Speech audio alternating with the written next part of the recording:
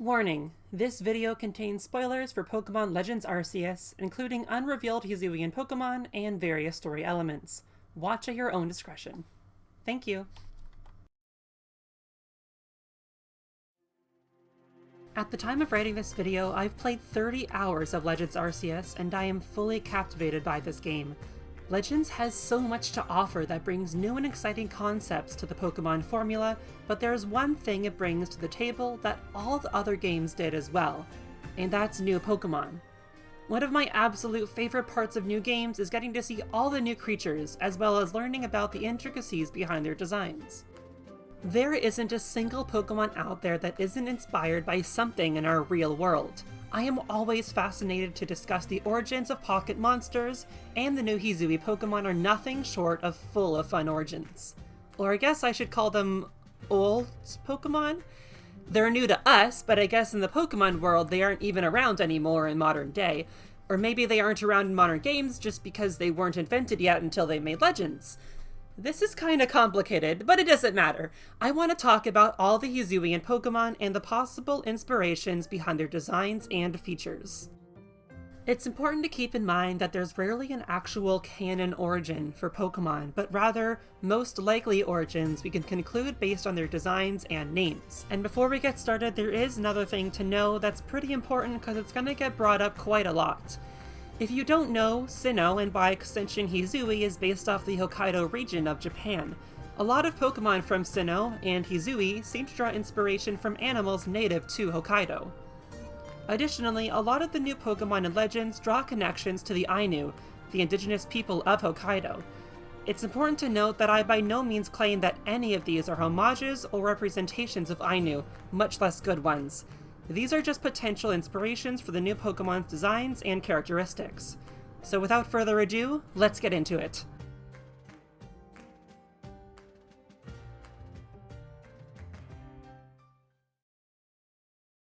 Growlithe was the first Hisuian form to be revealed, and it's easily one of the cutest too. His inspiration doesn't stray too far from the Cantonian form though. It's very likely that Growlithe and Arcanine were based on Komainu statues, which resemble lion and dog mixes. They're meant to be guardian statues, which can also relate to how Arcanine is very protective in nature. In Hisui, Growlithe takes on a fluffier form, closely resembling Komainu statues. The fur on both stages is actually rock, explaining the additional rock typing. A fun note from the Dex entry says the rock is a result of volcanic activity, which adds up considering they can be found in the Cobalt coastlands. It's no secret Cantonian Voltorb is based on Pokeballs, and Hisuian Voltorb isn't too different. But in an age where Pokeballs have just been invented, they're still very organic looking, as the lower half of the ball is entirely wood.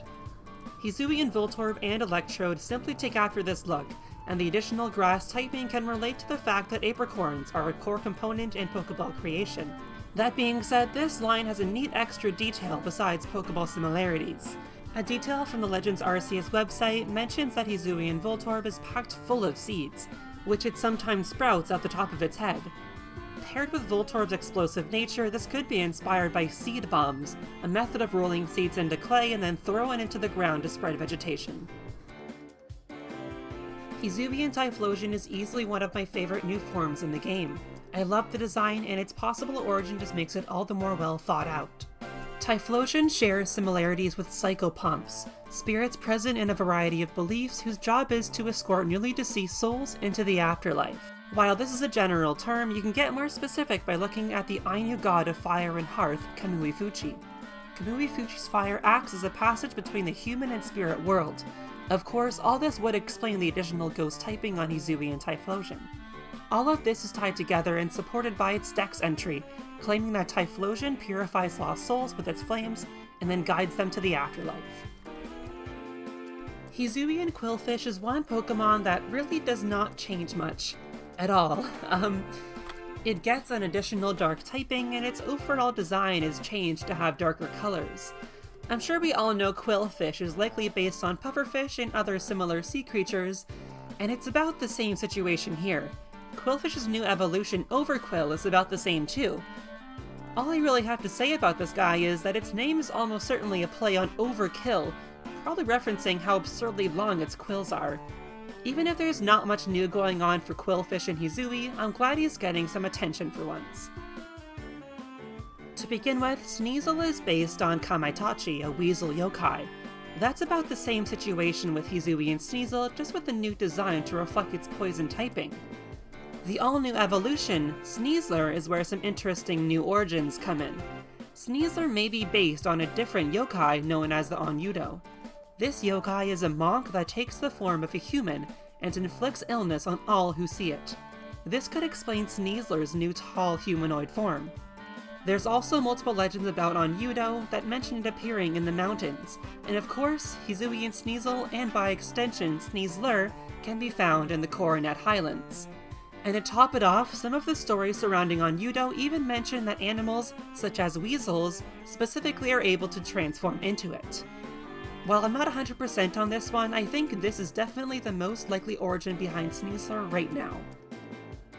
Hisuian Samurott is possibly based on a Ronin, which is a samurai without a lord or master to serve during the feudal era of Japan. We already know Samurott was based on a samurai to begin with, so the more serious nature of a samurai who has lost their master could explain the additional dark type.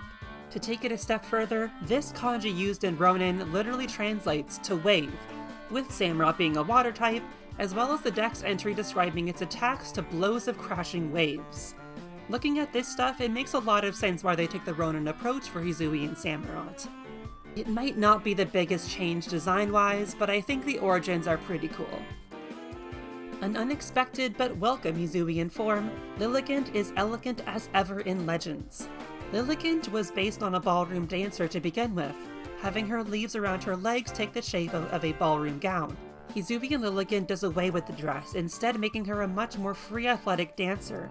I can't think of anything very specific Hisuian Lilligant is based on, outside of simply changing up her dancing style and making her design fit that, but it is very likely that they took inspiration from ballerinas. Her dex entry specifically mentions her legs being so well developed thanks to enduring harsh snowy climates in Hisui.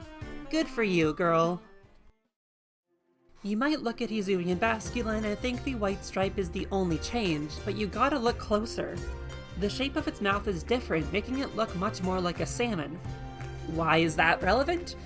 Well, the Hisuian evolution Basculegion is entirely based on Hokkaido species of salmon, who often don't survive swimming upstream during migration seasons. The dex entry lends to this, claiming Basculegion clads itself in the souls of comrades who perish journeying upstream. It's a brutal and pretty sad idea for a Pokemon, but it definitely adds to how cool Basculegion is. As an extra detail, the specific species Basculegion could be based off is Sakhalin, which is a critically endangered salmon fish found in Hokkaido. Hisui and Zorua and Zoroark are most likely based on the idea of vengeful ghosts, and most of that is evidenced by their harrowing dex entries.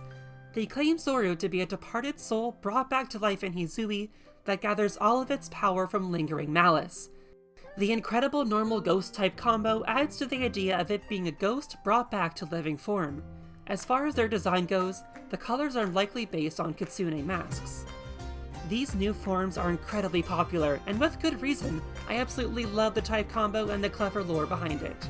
And they are super cute, by the way. Hisuian Braviary is incredibly cool. It's almost certain that it's based off a stellar sea eagle. Braviary shares a number of visual similarities with this bird, but the real cherry on top is the fact that the stellar sea eagle migrates to Hokkaido in the winter, just as Braviary is said to migrate to Hisui in the winter from its dex entry. If you ask me, that's a perfect match. There's not much else to say about the origin behind Hisui and Braviary, but I absolutely love the design, and the colorful quills on its head are gorgeous. It doesn't take much to sort out that Hisui and Sliggoo and Goodra are based off, well, snails. They're slimy slugs and they're sticking out of a shell, so that's kind of the only conclusion you can reach. But to get specific, it's likely that they're based on the scaly-foot gastropod, a snail with a shell made of iron sulfide, which is similar to the iron shell of Goodra and the steel typing to match. Hisui and Goodra was an unexpected one for sure, but it's fun to imagine the Goodra line growing out of their shell as time goes on, and I have to say they look a lot happier without it. Another super unexpected Hisuian form, but one that has absolutely blown me away with how creative it is. Avalugg is definitely based on an iceberg to begin with, but Hisuian Avalugg takes a different direction. Based on design alone, it's likely meant to resemble an ice glacier or mountain.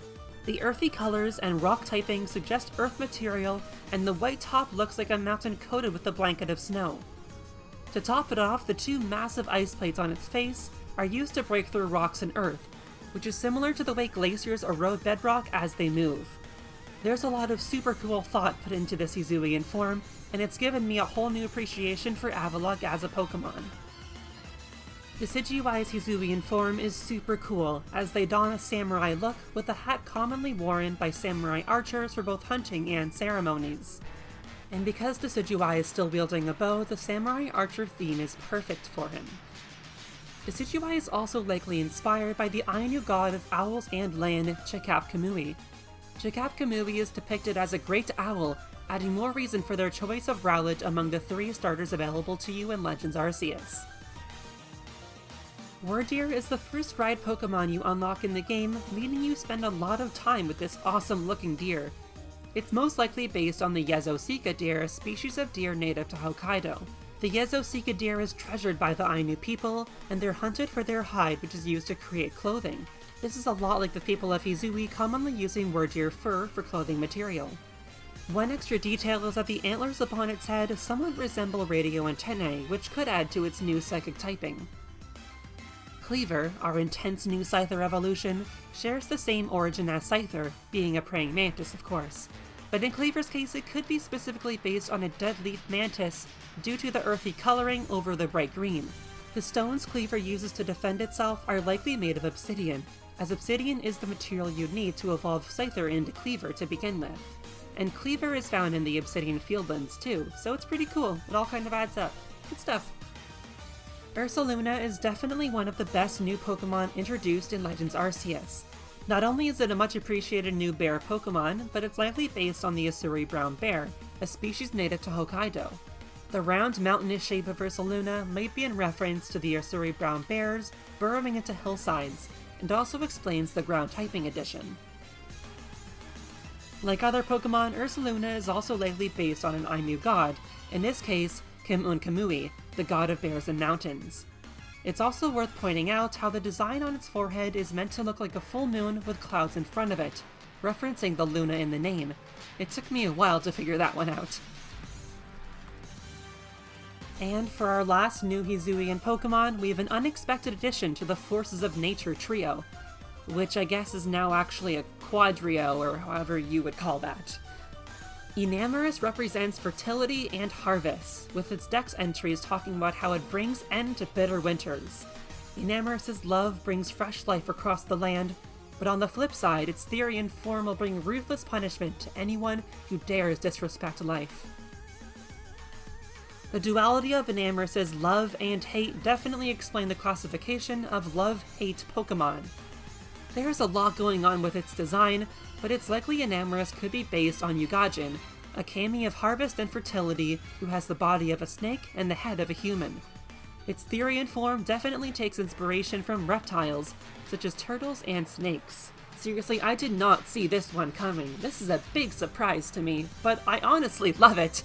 It has a very bright, captivating design, and I think it's awesome personally. And that's a wrap. I absolutely love all the new Hisuian Pokemon, and even if I didn't like some of them to start with, I find learning about their origins and design inspirations can do a lot to make you appreciate them more. Hopefully this video was able to give you some more insight into the new Pokemon, maybe even gave you some newfound appreciation for them as well. I have to give a huge thanks to Bulbapedia because when I was stumped on figuring out what a Pokemon was based off, they were always there to lend a hand as they filled in their own research for the new Pokemon's origins.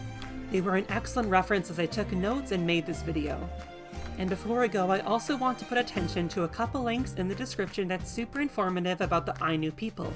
Their culture and language are threatening extinction, so I highly recommend giving the links below a read to gain a better understanding, because there's also a lot of misinformation running around about this. I am not here to speak for them, but just wanting to help spread awareness. Thank you so much for listening and watching this video. I hope you learned something, and I hope everyone is having a good time playing Legends Arceus while keeping informed of the cultures the game takes from. And with that, I'm out. Have yourself a champion day.